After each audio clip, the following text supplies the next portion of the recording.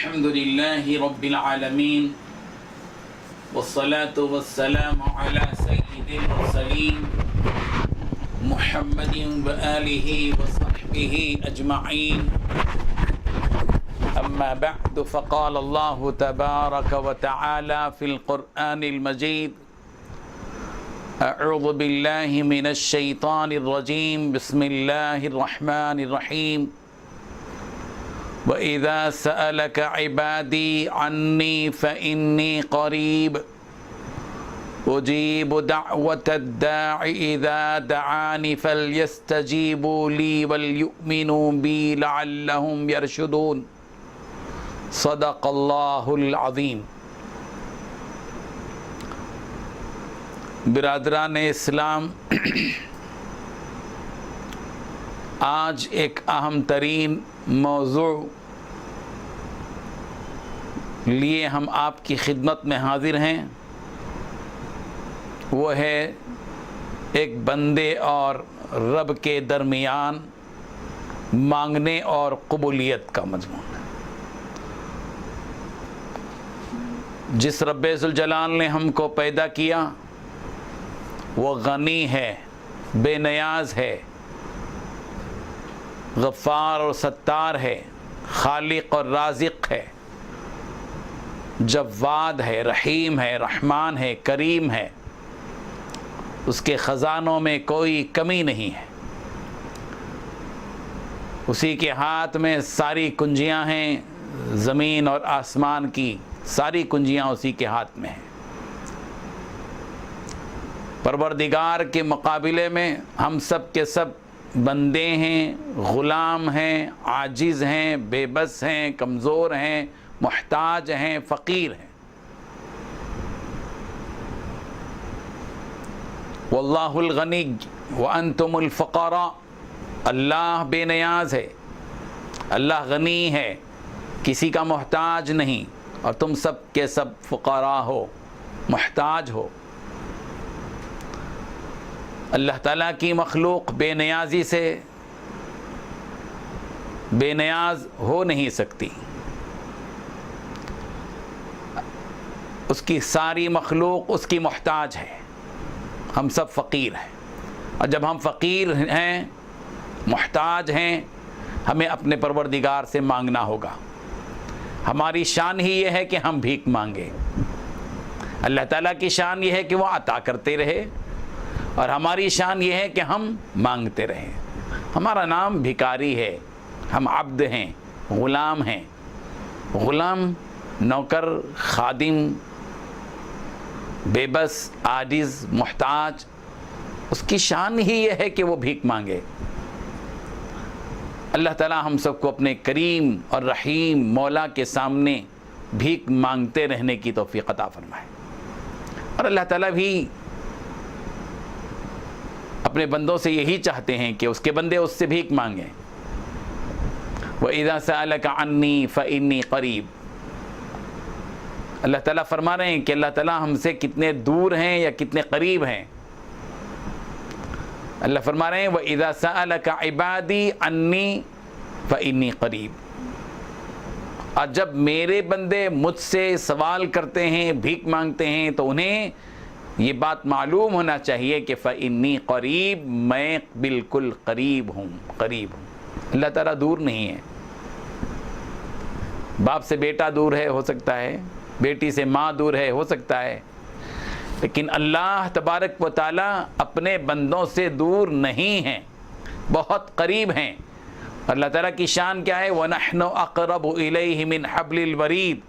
اور اللہ تبارک و تعالیٰ فرما رہے ہیں ہم ان کی شہرگ سے بھی زیادہ قریب ہیں۔ ہماری جو شہرگ ہے اس سے زیادہ قریب ہیں اللہ، گویا ہم سے قریب ہیں اللہ، ہماری ذات سے بھی قریب ہیں اللہ تبارک و تعالیٰ۔ اور اللہ فرما رہے ہیں اجیب دعوت الداعی اذا دعانی، جب میرے بندے مجھ کو پکارتے ہیں، میرا بندہ مجھ کو پکارتا ہے تو میں اس کا جواب دیتا ہوں۔ فَلْيَسْتَجِيبُوا لِي وَلْيُؤْمِنُوا بِي، میرے بندوں کو چاہیے کہ وہ مجھ ہی سے مانگیں، مجھ پر ہی ایمان رکھیں تاکہ وہ راہ پالیں، مقصد اصلی کو پالیں، منزل مقصود کو پالیں، گمراہی سے بچ جائیں۔ دنیا میں جینے کا فارمولہ یہی ہے کہ بندہ ہر حال میں اپنے پروردگار سے مانگے، اور ہر چیز دنیا میں ہوتی ہے اللہ کی طرف سے۔ قل کل من عند اللہ، کہہ دو کہ ہر چیز اللہ کی طرف سے ہے، سب اللہ کے ارادے سے ہوتا ہے، دنیا کا پورا نظام اللہ کے ارادے سے چل رہا ہے۔ یہ سورج یوں ہی طلوع نہیں ہو رہا ہے، اللہ کے ارادے سے طلوع ہو رہا ہے۔ یہ سورج یوں ہی غروب نہیں ہو رہا ہے، یہ اللہ کے ارادے سے غروب ہو رہا ہے۔ یہ دن اور رات کی تبدیلی اللہ کے ارادے سے ہو رہی ہے، یوں ہی نہیں ہو رہی ہے۔ ہمیں اس کا پورا ذہن میں ہم سب کو یہ بات اپنے ذہن میں رکھنی چاہیے کہ جو کچھ کے ہو رہا ہے وہ اللہ تبارک و تعالیٰ کے ارادے سے ہو رہا ہے۔ قل کل من عند اللہ، اور ہمارے لیے اللہ کافی ہیں، حسبنا اللہ ونعم الوکیل، ہمارے لیے اللہ کافی ہیں۔ ہمیں دوسروں کے دروازے میں جانے کی اور دوسروں کے سامنے گڑ گڑانے کی کوئی ضرورت نہیں ہے۔ ہم سب کو ایک پروردگار سے مانگنا ہے، اور وہی ہمارے لیے کافی ہے۔ الیس اللہ بکاف عبدہ، اللہ تعالیٰ فرمانے کیا اللہ اپنے بندے کے لیے کافی نہیں ہے؟ ہمارے لیے اللہ کافی ہیں۔ ہم گنہگاروں کے لیے اللہ کافی ہیں، ہم غلاموں کے لیے اللہ کافی ہیں، ہم عاجزوں کے لیے اللہ کافی ہیں، ہم بے بس لوگوں کے لیے اللہ کافی ہیں، ہم مجرموں کے لیے اللہ کافی ہیں۔ ہر چیز کے مسئلے کا حل اور ہر مسئلے کا حل اللہ ہے، اللہ کا ارادہ ہے، اس کے رحم و کرم پر ہم پل رہے ہیں۔ اسی لیے بندے کا اپنے رب سے جو رابطہ ہوتا ہے، اور رابطہ جو مضبوط ہوتا ہے، اس کی عبادت اور اس کے دعا سے۔ اللہ تعالیٰ کی عبادت کریں اور عبادت کے ساتھ اللہ تعالیٰ سے مانگیں۔ ہم نماز پڑھیں اور نماز پڑھ کر اللہ سے مانگیں، ہم روزہ رکھیں اور روزہ رکھ کر اللہ تعالیٰ سے مانگیں، ہم زکوٰۃ دیں، زکوٰۃ دے کر اللہ سے مانگیں، ہم حج کریں اور حج کر کے اللہ سے مانگیں، ہم عمرہ کریں اور عمرہ کر کے اللہ سے مانگیں، ہم عقیقہ کریں، اللہ عقیقہ کر کے اللہ سے مانگیں، ہم قربانی کریں، ہم قربانی کر کے اللہ سے مانگیں۔ ہر عمل، ہر عبادت کے ساتھ اللہ سے مانگنا۔ حضرت ابراہیم علیہ السلام کا بیت اللہ کی تعمیر کر رہے ہیں، نیک عمل کر رہے ہیں، لیکن اللہ سے مانگ رہے ہیں۔ وَإِذْ يَرْفَعُ إِبْرَاهِيمُ الْقَوَاعِدَ مِنَ الْبَيْتِ وَإِسْمَاعِيلُ، اس وقت کو یاد کرو جب حضرت ابراہیم علیہ السلام کعبۃ اللہ کی اینٹ پر اینٹ رکھ رہے تھے، اور ان کے ساتھ اسماعیل موجود تھے علیہ السلام، اور یوں کہہ رہے تھے ربنا تقبل منا انک انت السمیع العلیم، اے ہمارے پروردگار ہماری طرف سے ہمارے اس عمل کو قبول کر لے۔ انک انت السمیع العلیم، بے شک آپ سننے والے جاننے والے ہیں، وتب علینا، اور ہم کو معاف کر دے، انک انت التواب الرحیم، بے شک آپ توبہ قبول کرنے والے اور رحم کرنے والے ہیں۔ اسی لیے ہر وقت اپنے پروردگار سے مربوط رہنے کے لیے ہمیں اللہ کی عبادت بھی کرنی ہے اور اللہ سے مانگنا بھی ہے، اور اللہ ہی سے مانگنا ہے۔ جو کچھ ہوگا اللہ تعالیٰ سے ہوگا۔ پیارے پیغمبر صلی اللہ علیہ وسلم نے اپنی امت کو سکھایا ہے، میدان جنگ میں ہیں اللہ سے مانگ رہے ہیں سجدہ کر کے، سکون اور اطمینان کی حالت میں اللہ سے مانگ رہے ہیں۔ ایسا نہیں ہے کہ ہم مجبوری میں اللہ کے محتاج ہیں، خوشحالی میں اللہ کے محتاج نہیں ہیں، ایسا نہیں ہے۔ ہم خوشحالی میں بھی اللہ کے محتاج ہیں، بدحالی میں بھی اللہ کے محتاج ہیں، نفع کے وقت بھی ہم اللہ کے محتاج ہیں، نقصان کے وقت بھی اللہ کے محتاج ہیں، زندگی میں بھی اللہ کے محتاج ہیں، موت کے وقت بھی اللہ کے محتاج ہیں، بیماری میں بھی اللہ کے محتاج ہیں، صحت مندی کے وقت میں بھی اللہ کے محتاج ہیں۔ کوئی وقت ایسا نہیں، کوئی لمحہ ایسا نہیں جس لمحے میں ہم اللہ سے بے نیاز ہو جائیں۔ ہمیں اللہ سے مانگنا ہے۔ اور دعا کیا ہے؟ الدعاء هو العبادہ، دعا عین عبادت ہے، دعا بھی عبادت میں داخل ہے۔ جیسے نماز عبادت ہے، روزہ عبادت ہے، زکوٰۃ عبادت ہے، حج عبادت ہے، قربانی عبادت ہے، عمرہ عبادت ہے، تلاوت قرآن عبادت ہے، تسبیح عبادت ہے، ویسے ہی دعا بھی مستقل ایک عبادت ہے۔ جس طرح نماز پڑھنے پر ثواب ملے گا، اللہ سے مانگنے پر بھی ثواب ملے گا۔ اور اللہ تعالیٰ کی بڑی شان ہے، کتنے رحیم ہیں مولا، مانگ رہے ہیں پروردگار سے، اور اللہ جو مانگا جا رہا ہے وہ بھی دے رہے ہیں اور مانگنے پر ثواب بھی دے رہے ہیں۔ اللہ اکبر، کیا شان ہے پروردگار کی، عجیب شان۔ رب ذوالجلال نے اسی لیے مانگنے کا حکم دیا، اللہ تعالیٰ سے مانگو۔ یہی وجہ ہے سورہ فاتحہ کے اندر ہم کیا کہتے ہیں؟ ایاک نعبد و ایاک نستعین، اے پروردگار ہم سب آپ ہی کی عبادت کرتے ہیں اور آپ ہی سے مدد طلب کرتے ہیں۔ یہ کیا ہے؟ یہ جس کی عبادت کی جائے اسی سے بھیک مانگی جائے، عبادت کسی اور کی ہو اور کسی اور سے مانگا جائے، بابا سے مانگا جائے، پیر صاحب سے مانگا جائے، قبروں سے مانگا جائے، لوگوں سے مانگا جائے، عاملوں سے مانگا جائے، ایسے جیسے اللہ سے مانگا جاتا ہے، غلط ہے، شرک ہے یہ کہ ایک اللہ کو چھوڑ کر کسی اور سے مانگا جائے۔ ہم اللہ کے محتاج ہیں، ہم نے اللہ کی عبادت کی ہے، اور جب ہم نے اللہ کی عبادت کی ہے تو ہمیں اللہ ہی سے مانگنا ہے۔ ایاک نعبد و ایاک نستعین، ہم اللہ ہی کی عبادت کرتے ہیں اور اللہ ہی سے مدد طلب کرتے ہیں۔ الدعاء هو العبادہ، دعا بھی عبادت ہے۔ اور ایک حدیث میں ہے الدعاء مخ العبادہ، دعا عبادت کا مغز ہے، دعا عبادت کا مغز ہے۔ جیسے ہر چیز، ہر پھل کا ایک مغز ہوتا ہے، عبادت کا مغز یہ ہے کہ آدمی دعا کرے۔ یہی وجہ ہے کہ ہم نماز پوری پڑھتے ہیں، اور پوری نماز پڑھنے کے بعد پھر اللہ تعالیٰ سے آخر میں التحیات للہ والصلوات والطیبات السلام علیک ایھا النبی ورحمۃ اللہ وبرکاتہ السلام علینا وعلی عباد اللہ الصالحین اشہد ان لا الہ الا اللہ واشہد ان محمدا عبدہ ورسولہ۔ اس کے بعد دعا کر رہے ہیں اللہ تعالیٰ سے اللہم صلی علی محمد وعلی آل محمد کما صلیت علی ابراہیم وعلی آل ابراہیم انک حمید مجید، اللہم بارک علی محمد وعلی آل محمد کما بارکت علی ابراہیم وعلی آل ابراہیم انک حمید مجید، اللہم انی ظلمت نفسی ظلما کثیرا ولا یغفر الذنوب الا انت فاغفر لی مغفرۃ من عندک وارحمنی انک انت الغفور الرحیم۔ یہ دعا ہے، نماز کے ساتھ ہی دعا ہے۔ پھر نماز سلام کے بعد بھی پھر دعا کرتے ہیں ہم۔ سارے انبیاء نے ایک اللہ سے مانگا ہے، سارے انبیاء نے اللہ سے مانگا۔ حضرت آدم علیہ السلام سے غلطی ہوئی، اللہ سے مانگا، گر گڑایا، پروردگار عالم نے ان کو وہ کلمات سکھائے جن کلمات کے ذریعے سے وہ اپنی خطا اور اپنی لغزش پر اللہ تعالیٰ سے معافی کی طلب کریں۔ حضرت آدم نے بھی اللہ سے مانگا، حضرت نوح علیہ السلام اللہ تعالیٰ سے مانگ رہے ہیں، طوفان آ رہا ہے، اپنے بچے کے حق میں دعا کر رہے ہیں، اپنے پروردگار سے قوم کے بارے میں اللہ تعالیٰ سے شکایت کر رہے ہیں، رجوع الی اللہ وانیبوا الی ربکم، تم اپنے پروردگار کی طرف رجوع کرو، ہر حال میں اللہ کی طرف رجوع، سرا اور ذرہ میں، خوشحالی میں بدحالی میں، ہر حال میں اللہ سے مانگنا، یہ مطلوب ہے اللہ تعالیٰ کو۔ اچھا لگتا ہے اللہ تبارک و تعالیٰ کو کہ بندے مانگے اللہ سے۔ اور یہ دعا کیا ہے؟ یہ دعا مومنوں کی ہتھیار ہے، مومنوں کے لیے ہتھیار کا درجہ رکھتی ہے۔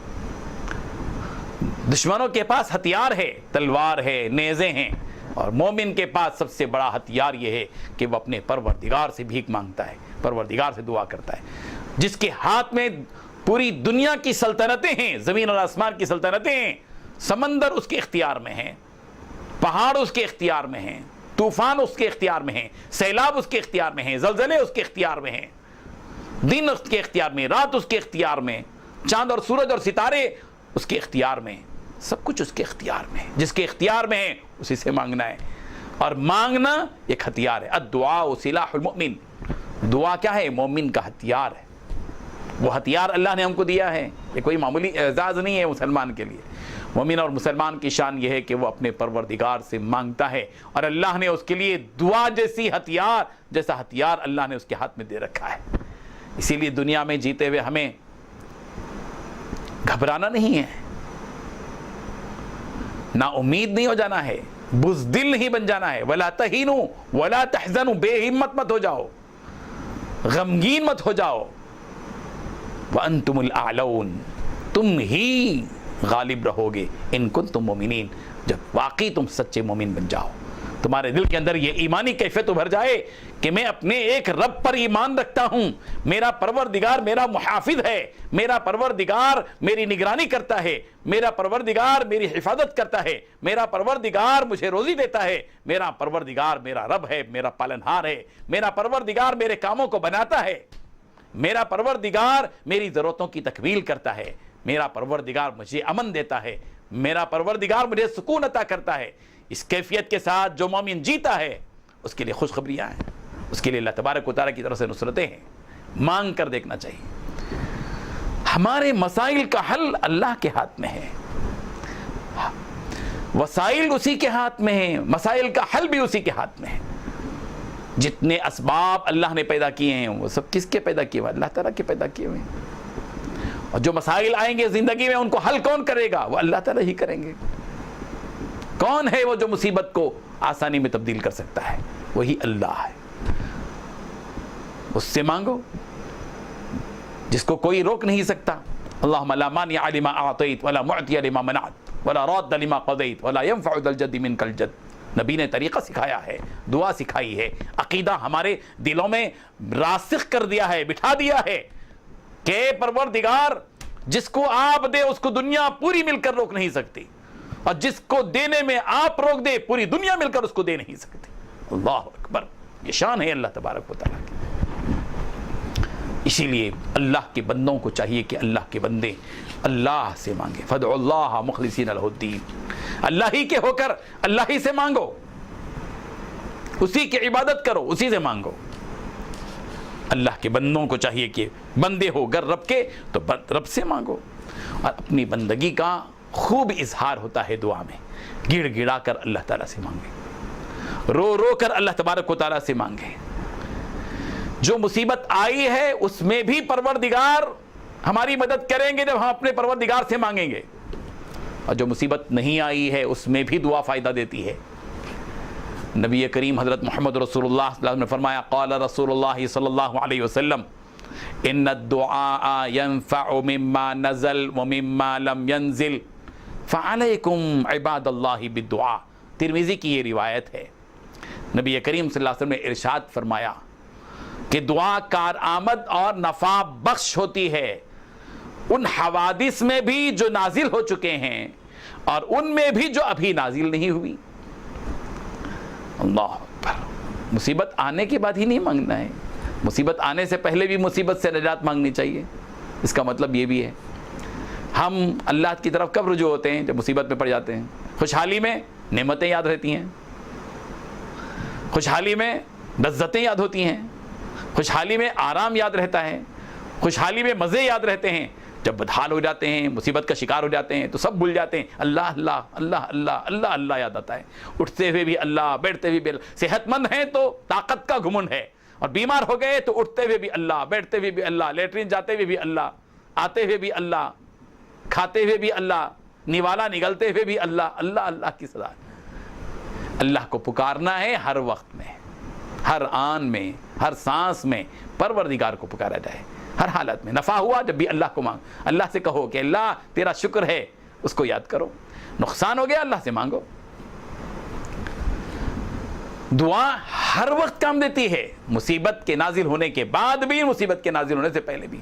مصیبت ہر چیز میں کارآمد ہے نفع، اور دعا میں گریہ وزاری کرنی چاہیے، لاٹھورے پن میں دعا نہیں کرنا چاہیے۔ دعا کے لیے ہاتھ تو اٹھایا ہے اور رخ ہے کبھی مغرب کی طرف، کبھی مشرق کی طرف، کبھی شمال کی طرف، مانگ رہے ہیں اللہ تعالیٰ سے عربی زبان میں، لیکن کیا مانگ رہے ہیں وہ بھی نہیں معلوم۔ کس چیز پر آمین کہہ رہے ہیں وہ بھی نہیں معلوم ہے، یہ بھی نہیں معلوم۔ ربنا ظلمنا انفسنا وان لم تغفر لنا وترحمنا لنکونن من الخاسرین۔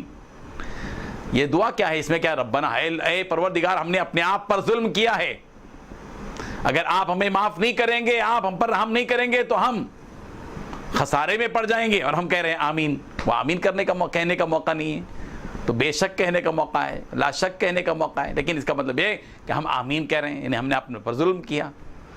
لا الہ الا انت سبحانک انی کنت من الظالمین، سوائے آپ کے کوئی پروردگار نہیں ہے، معبود نہیں ہے، میں تو ظلم کرنے والوں میں سے ہوں، تو آمین کہہ رہے ہیں اس پر. وہ آمین کہنے کا موقع نہیں. ہم دعا کرتے ہیں، امام صاحب نے دعا کی، ہم نے آمین کہہ دی. کس چیز پر آمین کہنا ہے ہم کو نہیں معلوم. امام کیا دعا کر رہا ہے، کیا مانگ رہا ہے وہ بھی نہیں معلوم، صرف ہم کہہ رہے ہیں کہ آمین. ہمیں چاہیے کہ عربی زبان بھی سیکھیں، دعاؤں کا معنی بھی سیکھیں. قرآن مجید میں کتنی جامع دعا ہیں. ربنا لا تزغ قلوبنا بعد اذ هديتنا وهب لنا من لدنك رحمة انك انت الوهاب. ربنا هب لنا من ازواجنا وذرياتنا قرة اعين واجعلنا للمتقين اماما. ربنا اغفر لنا ذنوبنا وكفر عنا سيئاتنا. یہ دعائیں ہیں. ربنا لا تؤاخذنا ان نسينا او اخطأنا. ربنا ولا تحمل علينا اصرا كما حملته على الذين من قبلنا. ربنا ولا تحملنا ما لا طاقة لنا به واعف عنا واغفر لنا وارحمنا انت مولانا فانصرنا على القوم الكافرين. ربنا آتنا في الدنيا حسنة وفي الآخرة حسنة وقنا عذاب النار. یہ کیا دعائیں ہیں، لیکن دعاؤں کا معنی کیا ہے، مطلب کیا ہے، کیا مانگا جا رہا ہے. ہمیں اپنے ان روز مرہ کی جو دعائیں نمازوں میں امام صاحب کرتے ہیں یا ہم کرتے ہیں، کم سے کم ہم میں اتنی ہمت تو ہونی چاہیے، اتنا ذوق تو ہونا چاہیے کہ جو دعا کی جا رہی ہے، جو مانگا جا رہا ہے، اس کا معنی اور مطلب تو جان لیا جائے کہ ہم اپنے پروردگار سے روزانہ کیا مانگ رہے ہیں. ہم فارم پر دستخط کرتے ہیں، حکومت سے کیا مانگ رہے ہیں، ہم غور کر کے پھر اس کے بعد دستخط کرتے ہیں کہ کیا اپلیکیشن دیا جا رہا ہے، پڑھ کر سنایا جاتا ہے، معلوم کیا جاتا ہے، جب ہی تو دستخط کرتے ہیں. یوں ہی تھوڑی آنکھ بند کر کے دستخط کرتے ہیں. اپنے حکومت سے مانگنے میں ہم بے توجہ ہی نہیں کرتے، لیکن ہم اللہ سے مانگ رہے ہیں تو کیوں بے توجہ ہوں. اسی لیے پوری توجہ کے ساتھ اللہ سے مانگے جائے. اللہ دعا کرتے ہوئے یہ تصور ہو کہ میں اپنے پروردگار کے سامنے بیٹھا ہوں، فقیر ہوں، محتاج ہوں، تنگ دست ہوں، اللہ تبارک و تعالیٰ کا محتاج بن کر بیٹھا ہوں. میں اپنے رب سے مانگ رہا ہوں، اس رب سے مانگ رہا ہوں جو میرا خالق ہے، جس نے مجھ کو پیدا کیا، جو میرا رازق ہے، جو مجھ کو رزق دے رہا ہے، جو میرا مالک ہے، میں اس کی ملکیت میں ہوں، جو میرے لیے غفار ہے، جو میرے گناہوں کو معاف کرتا ہے، جو میرے لیے ستار ہے، جس نے میرے عیبوں کو چھپا رکھا ہے، جو علیم ہے، جو میرے حالات سے باخبر ہے، جو سمیع ہے، جو میری دعاؤں کو سن رہا ہے. وہ میں اس رب سے مانگ رہا ہوں جو میری شہرک سے بھی قریب ہے. یہ تصور ہونا چاہیے. اس کیفیت میں ڈوب کر اللہ تعالیٰ سے مانگنا چاہیے. اور جب دعا کریں تو الحاح ہونا چاہیے، گریہ وزاری ہونی چاہیے، رونے کی کیفیت ہونا چاہیے کہ آدمی روئے نہ. رونا نہیں آ رہا ہے آنکھ سے، آنسو نہیں بہ رہے ہیں، کم سے کم رونے کا انداز اختیار کریں. رونے والوں کے قریب بیٹھیں، ایسے اللہ والوں سے بیٹھ کر وہ تربیت حاصل کریں جس میں ایک آدمی کو، بندے کو اپنے پروردگار کے سامنے بیٹھ کر مانگتے ہوئے رونے کی کیفیت پیدا ہو جائے. وہ بزرگوں کی صحبت سے پیدا ہوتا ہے. نبی کریم حضرت محمد رسول اللہ صلی اللہ علیہ وسلم نے فرمایا ہے، دیکھیے حضرت عائشہ صدیقہ رضی اللہ عنہا راوی ہیں، فرماتی ہیں کہ پیارے پیغمبر صلی اللہ علیہ وسلم نے ارشاد فرمایا، ان اللہ تعالی یحب الملحین فی الدعاء، کہ بے شک اللہ تبارک و تعالیٰ دعا میں الحاح کرنے والوں کو پسند کرتے ہیں، دعا میں رونے والوں کو پسند کرتے ہیں، جو گریہ وزاری کرتے ہیں. صرف ایکٹنگ نہیں، حقیقی معنی میں رونا، دل سے رونا. اس طرح رونا کہ آواز آئے، وہ زبان کی آواز ہے، لیکن اس سے دل کے اندر کی کیفیت محسوس اور معلوم ہو، اور دل سے رویا جائے اور اللہ کو پسند آ جائے.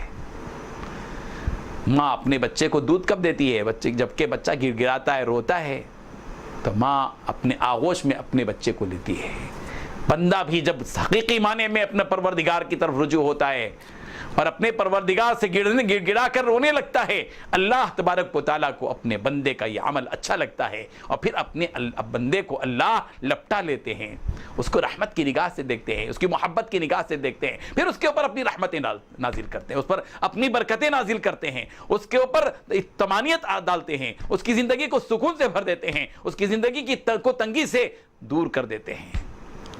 یہ چیز ہے جو مطلوب ہے کہ دعا کے وقت دل کے اندر کی جو کیفیت ہے اور دل کے اندر جو حالت ہے وہ یہ ہونی چاہیے کہ میں اپنے رب سے مانگ رہا ہوں، میں میرے عظیم پروردگار سے مانگ رہا ہوں، میرے رحمان و رحیم مالک سے مانگ رہا ہوں، میں زمین اور آسمان کے خالق اور مالک جس کے ہاتھ میں دنیا کی پوری سلطنت ہے، اس روبدار اور عظیم الشان پروردگار سے، رفیع الدرجات جس کے درجے بہت بلند ہیں، ذو العرش، عرش کا جو مالک ہے، میں اس کے سامنے بیٹھ کر مانگ رہا ہوں۔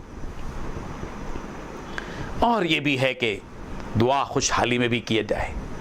حضرت ابو ہریرہ رضی اللہ عنہ سے روایت ہے، نبی کریم صلی اللہ علیہ وسلم نے ارشاد فرمایا، من سرہ ان یستجیب اللہ لہ عند الشدائد فلیکثر الدعاء فی الرخاء۔ جس کا جی یہ چاہے کہ پریشانیوں اور تنگیوں کے وقت اللہ تعالیٰ اس کی دعا کو قبول کر لے، اس کو چاہیے کہ وہ عافیت اور خوشحالی کے زمانے میں اللہ تعالیٰ سے زیادہ دعائیں کریں۔ یعنی اگر ہم یہ چاہتے ہیں کہ ہماری بیماری کے وقت کی دعا قبول ہو تو ہمیں صحت کے وقت میں بھی دعا کرتے رہنا چاہیے۔ ہم اگر یہ چاہتے ہیں کہ نقصان کے زمانے میں ہماری دعا قبول ہو تو ہمیں نفع کے دنوں میں اللہ تعالیٰ سے دعا کرنی ہوگی۔ ایسا نہیں ہونا چاہیے کہ نفع کے دنوں میں، خوشحالی کے دنوں میں، صحت کے دنوں میں، آرام اور راحت کے دنوں میں ہم اللہ تعالیٰ سے بے نیاز ہو کر اپنی طاقت کے بل بوتے پر جینے کی کوشش کریں۔ ارے دنیا میں کوئی شخص اپنے طاقت کے بل بوتے پر جی نہیں سکتا، اور جو جی رہا ہے وہ بالکل غافل ہے۔ عقل مندی کا تقاضا یہ ہے کہ اللہ کے بندے اللہ کی طاقت کی بنیاد پر جئیں کہ میں جو کچھ ہوں میرے پروردگار کے ارادے سے ہوں، میرے رب کے ارادے کے بغیر میں کچھ نہیں کر سکتا، میں نہ ترقی کر سکتا ہوں نہ اپنے پیروں پر ٹہر سکتا ہوں۔ میرا وجود، میری ترقی، میرے درجات کی بلندی، میری عزت، میری صلاحیت اسی وقت کام آئے گی جب میرا پروردگار میرے ساتھ ہو، میرے پروردگار کی مدد میرے ساتھ ہو، میرے پروردگار کے ارادے میرے ساتھ ہوں۔ یہ کیفیت ہونی چاہیے۔ اور پیارے پیغمبر صلی اللہ علیہ وسلم نے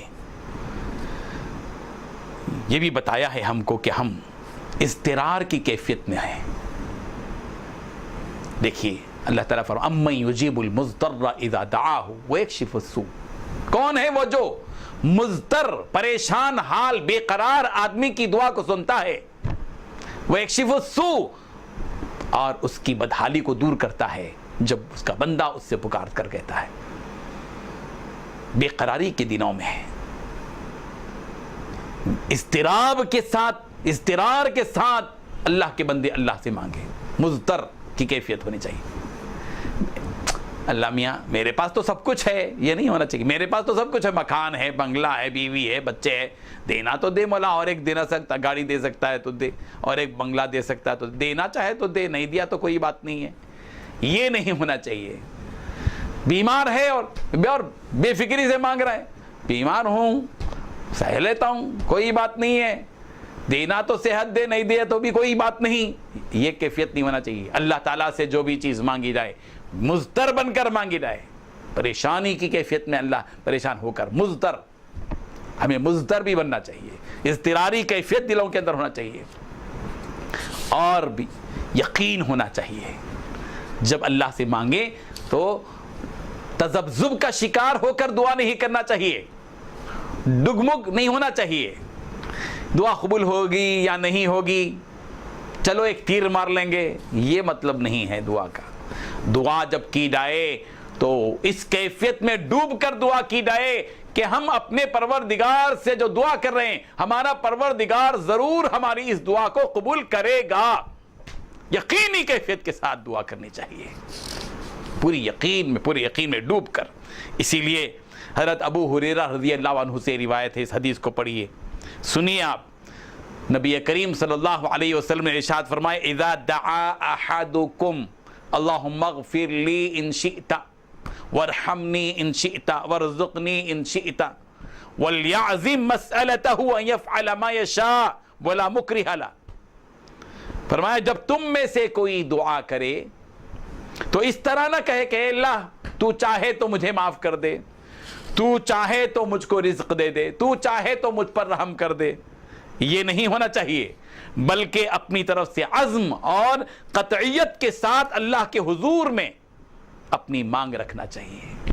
اسی لیے حضرت ابو ہریرہ رضی اللہ عنہ سے ایک اور روایت ہے، نبی کریم صلی اللہ علیہ وسلم نے ارشاد فرمایا ادعوا اللہ وانتم موقنون بالاجابہ، تم اللہ تبارک و تعالیٰ سے ایسے دعا کرو، اس کیفیت کے ساتھ دعا کرو کہ تمہارے دل میں اس بات کا یقین جمع رہے کہ ہماری یہ دعا ضرور اللہ کی بارگاہ میں قبول ہوگی۔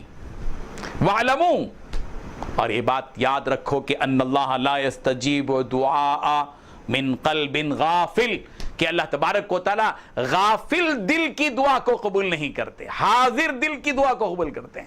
جس کا دل دعا کے موقع پر حاضر ہو، زبان سے دعا ہو رہی ہے اور دل حاضر نہیں ہے، ہم کہہ ربنا آتنا فی الدنیا حسنۃ وفی الآخرۃ حسنۃ وقنا عذاب النار، اور کیا بول رہے ہیں وہ بھی نہیں معلوم، کیا مانگ رہے ہیں وہ بھی نہیں معلوم، دل کہیں پڑا ہوا ہے، سیر و تفریح میں لگا ہوا، مانگ رہے ہیں اور آمین بھی کہتے جا رہے ہیں۔ نہیں، اللہ تعالیٰ ایسے غافل دلوں کی دعا کو قبول نہیں کرتے۔ ارے جس کو اللہ سے بے نیازی ہو اور بے نیاز بن کر نیاز مندی کی بات کر رہا ہو، یہ بھی کوئی اعتبار کی بات ہے؟ اللہ سے جب مانگا جائے تو پوری کیفیت میں ڈوب کر مانگا جائے کہ میرا پروردگار مجھے دینے والا ہے۔ اور ایک بھی یہ بھی ہے کہ انسان کی فطرت یہ ہے کہ جب آدمی دعا کرتا ہے تو یہ سمجھتا ہے کہ بٹن دبا دیا اور لیٹ آ گئی، بٹن دبا دیا اے سی چالو ہو گیا، بٹن دبا دیا فریج چالو ہو گیا، بٹن دبا دیا جو ہے فین چالو ہو گیا۔ اللہ تبارک و تعالیٰ مختار کل ہیں، قادر مطلق ہیں، ہمارا کام مانگنا ہے، قبول کرنا نہ کرنا یہ اللہ تبارک و تعالیٰ کا کام ہے۔ اسی لیے دعا میں عجلت نہیں ہونا چاہیے۔ وَكَانَ الْإِنسَانُ عَجُولًا، انسان بڑا عجلت پسند ہے، چاہتا ہے کہ فوراً ہو جائے۔ نہیں، دعا میں عجلت نہیں ہونا چاہیے۔ بعض دعائیں ایسی ہوتی ہیں جو آج کی جاتی ہیں لیکن اللہ تبارک و تعالیٰ آن کی آن میں قبول کرنے کی طاقت اور قوت رکھنے کے باوجود قبول نہیں کرتے۔ اس میں حکمتیں ہوتی ہیں، اس میں مصلحتیں ہوتی ہیں۔ بہت سی دعائیں ہیں جو آدمی مانگ رہا ہے، جو چیز مانگ رہا ہے اللہ کے علم میں ہے کہ وہ چیز جو مانگ رہا ہے وہ اس کے لیے اچھی نہیں ہے، اسی لیے اللہ تعالیٰ نہیں دیتے بعض مرتبہ۔ یا یہ کہ اللہ تبارک و تعالیٰ آزماتے ہیں، کبھی دیر سے دیتے ہیں، کبھی نہیں دیتے، یا اس دعا کے بدلے میں کوئی اور چیز اللہ تعالیٰ دیتے ہیں، یا کبھی ایسا بھی ہوتا ہے کہ جو چیز مانگ رہا ہے اللہ تعالیٰ دنیا میں دینے کے بجائے اس دعا کو ذخیرہ آخرت بنا دیتے ہیں۔ یہی وجہ ہے کہ قیامت کے دن اللہ کا بندہ اللہ کے حضور حاضر ہوگا تو اس وقت میں اس کے پیچھے ڈھیر ساری چیزیں ہوں گی ثواب کی شکل میں۔ وہ بندہ کہے گا کہ اللہ تعالیٰ میں نے تو اتنے عمل نہیں کیے، تو کہا جائے گا کہ وہ تیری دعا ہے جو تو نے دنیا میں کیا تھا، وہ ساری دعاؤں کے بدلے میں یہ چیز ہے کہ اللہ نے تیری دنیا کی دعاؤں کو قبول نہیں کیا، بعض دعاؤں کو، اور اس کے بدلے میں اللہ نے تیرے لیے آخرت میں یہ ذخیرہ، یہ توشہ بنایا ہے۔ تو بندہ اس وقت میں کہے گا کاش میری کوئی دعا ہی قبول نہ ہوتی تو بہت اچھا ہوتا، تاکہ اور زیادہ اجر و ثواب ہمارے سامنے یہاں موجود ہوتا۔ اللہ اکبر۔ اسی لیے حضرت ابو ہریرہ رضی اللہ عنہ سے روایت ہے، نبی کریم صلی اللہ علیہ وسلم نے فرمایا یستجاب لأحدکم ما لم یعجل، تمہاری دعاؤں کو قبول کیا جاتا ہے جب تک کہ عجلت سے کام نہ لیا جائے، جلد بازی سے کام نہ لیا جائے، تمہاری دعاؤں کو قبول کیا جاتا ہے۔ فیقول، بندہ کیا کرتا ہے عجلت جلد بازی کی بات کیا کرتا ہے بندہ؟ فیقول، بندہ کہتا ہے قد دعوت فلم یستجب لی، بندہ کہتا ہے میں نے اللہ سے دعا کی مگر اللہ نے میری دعا کو قبول نہیں کیا۔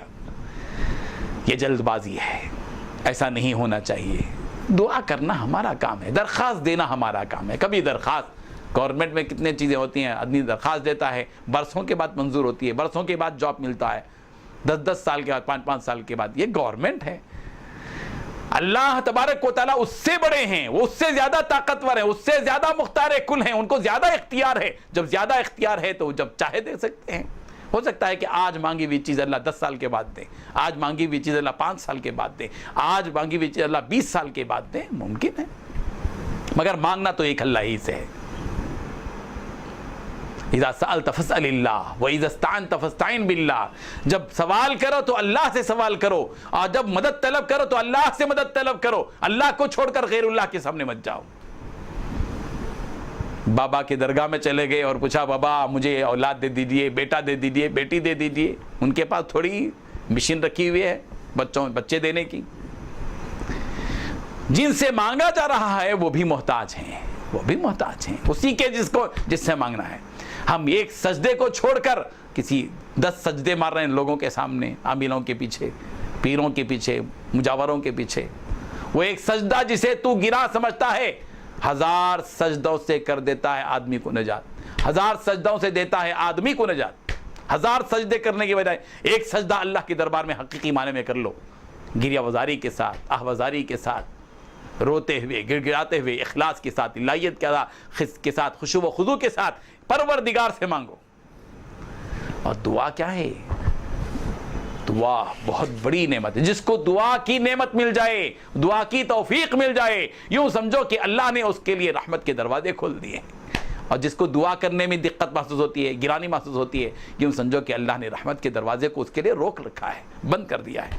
یہی وجہ ہے کہ حضرت عبداللہ ابن عمر رضی اللہ عنہ سے روایت ہے، رسول خدا صلی اللہ علیہ وسلم نے ارشاد فرمایا من فتح له باب الدعاء فتحت له ابواب الرحمہ، ترمذی کی روایت ہے، فرمایا سرکار دو عالم صلی اللہ علیہ وسلم نے جس کے لیے دعا کا دروازہ کھولا گیا اس کے لیے رحمت کا دروازہ کھولا گیا۔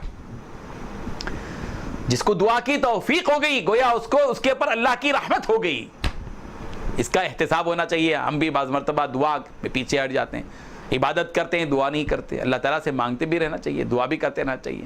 دعا کا نہ کرنا گویا رحمت کے دروازوں کو بند کر لینا ہے، اسی لیے اللہ تعالیٰ سے دعا کریں۔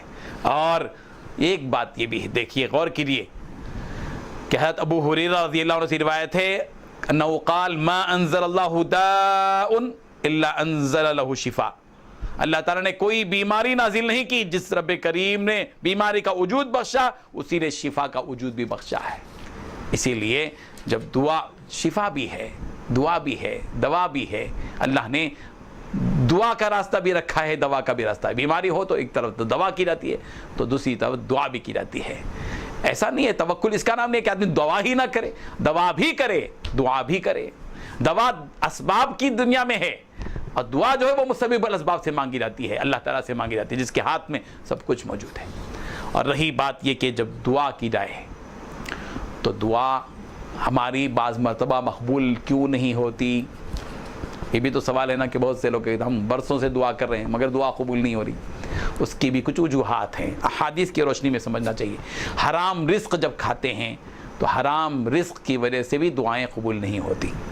اس روایت کو دیکھیے، مسلم کی روایت ہے، حضرت ابو ہریرہ رضی اللہ عنہ راوی ہیں، نبی کریم صلی اللہ علیہ وسلم نے ارشاد فرمایا یا ایھا الناس، اے لوگو، ان اللہ طیب، بے شک اللہ تعالیٰ پاک ہیں، لا یقبل الا طیبا، وہ پاکی ہی کچھ پسند کرتے ہیں، قبول کرتے ہیں۔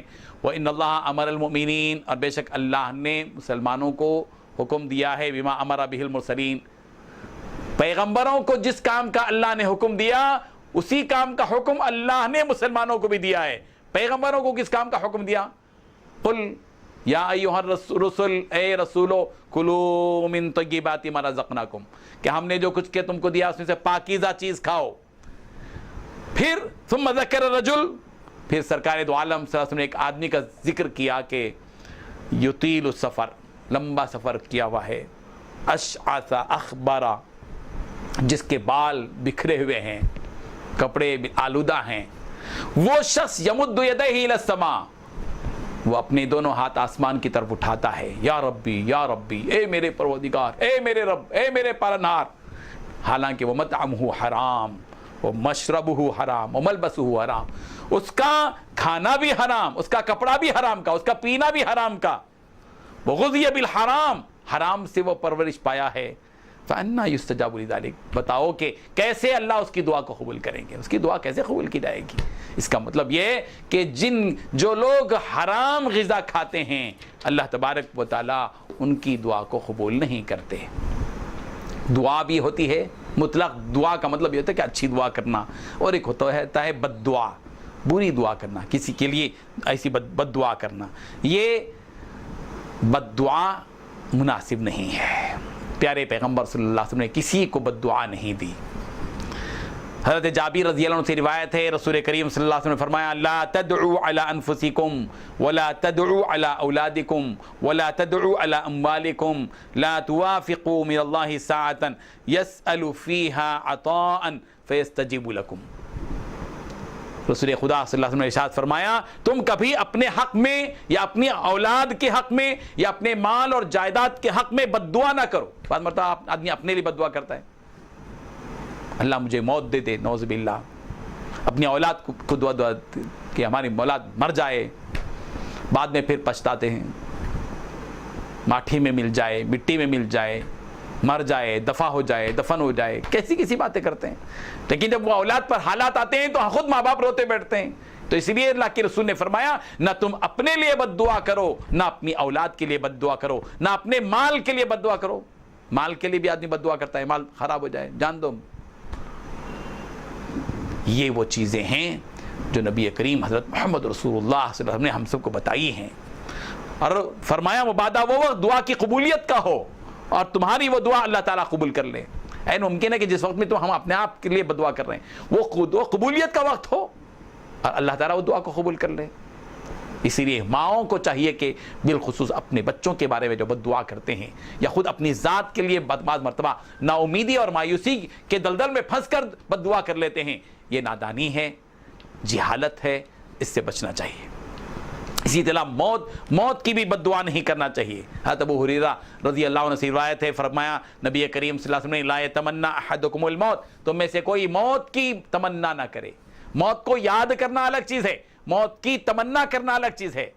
موت کی یاد کر سکتے، موت کو یاد کرنا چاہیے۔ موت کو یاد کرنے سے فکر آخرت بڑھتی ہے، خوش و خضوع بڑھتا ہے، آدمی کی زندگی تبدیل ہوتی ہے۔ لیکن موت کی تمنا نہیں کرنا چاہیے، اللہ تعالیٰ میرے کو موت دے دے، اللہ تعالیٰ میرے کو موت دے دے، نہیں کرنا چاہیے۔ فرمایا لا یتمنى احدکم الموت ولا يدعو به من قبل ان یاتیہ، موت کے آنے سے پہلے موت کے بارے میں جلد مچانا نہیں چاہیے کہ مجھے جلد موت آ جائے۔ کیوں؟ اس لیے کہ انہا اذا مات انقطع عملہ، اس لیے کہ جب آدمی کو کی موت آتی ہے تو اس کا عمل منقطع ہو جاتا ہے۔ روزہ رکھتا رہتا ہے، موت آ جاتی ہے، روزہ رکھنے کا سلسلہ بند ہو جاتا ہے۔ نمازی ہے، نماز 5 وقتہ ادا کر رہا ہے، موت کی دعا کیا، موت آ گئی تو اس کے عمل جو تھے نماز پڑھنے کا سلسلہ وہ منقطع ہو گیا۔ بھلا بتائیے فائدہ ہوا یا نقصان ہوا؟